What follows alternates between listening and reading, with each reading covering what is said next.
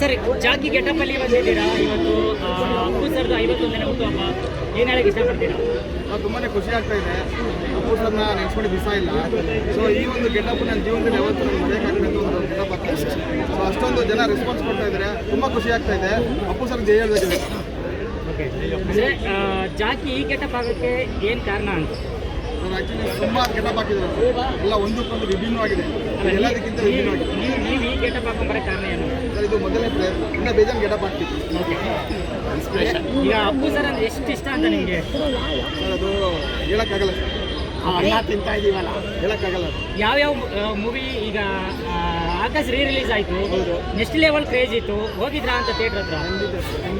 ಖಂಡಿತ ಅದೇ ನಾವು ಥಿಯೇಟರ್ ಹತ್ರ ಈ ಥರ ಹೋಗ್ಬೇಕಾಗಿದ್ದ ಅನ್ನ ತಿಂದಿದ್ದೀವಿ, ನಾವು ಹೋಗಿದ್ದೀವಿ. ಓಕೆ, ನೆಕ್ಸ್ಟ್ ಯಾವ ಮೂವಿ ರಿಲೀಸ್ ಆದರೆ ಇನ್ನೂ ಚೆನ್ನಾಗಿರುತ್ತೆ ಅಂತ? ಸರ್ ಯಾವುದಾದ್ರೂ ಅಲ್ಲಿ ಸರ್ ಪರವಾಗಿಲ್ಲ. ನಮಗೆ ದೊಡ್ಡ ಮನೆ ಹುಡುಗ ಅಪ್ಪು, ಮೇನ್ ಅಪ್ಪು.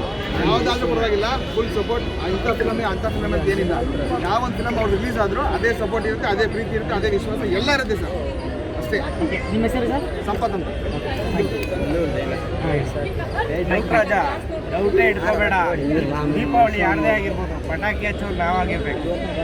ಹೇಳ್ಬೇಕಾದ್ರೆ ನೈಲ್ ಆಗುತ್ತೆ, ಹಿಂಗೆ ಹೇಳ್ಬಾರ್ದು. ಎಲ್ಲರ ಲೈಫಲ್ಲೂ ಬಂದಂಗೆ ದೀಪಾವಳಿ ಇಷ್ಟಪಡ್ತಿದ್ದೆ ನಿಜವಾಗ್ಲೂ. 5 ವರ್ಷ ಆಯ್ತು ಅಪ್ಪು ಸರ್ ಬಟ್ ನಾನು ಹೇಳೋದು ತಂದೆ ತಾಯಿ ದೇವರು, ಅದನ್ನ ನಾನು ಮೀರ್ಸೋಕ್ಕಾಗಲ್ಲ.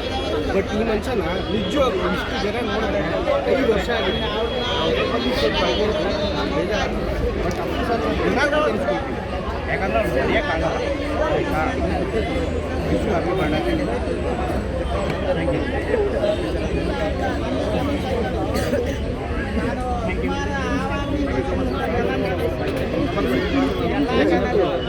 ಎಲ್ಲ ಭಾಷೆನೂ ಬಂದಿದೆ. ನಾನು ಮತ್ತೆ ಅಂತ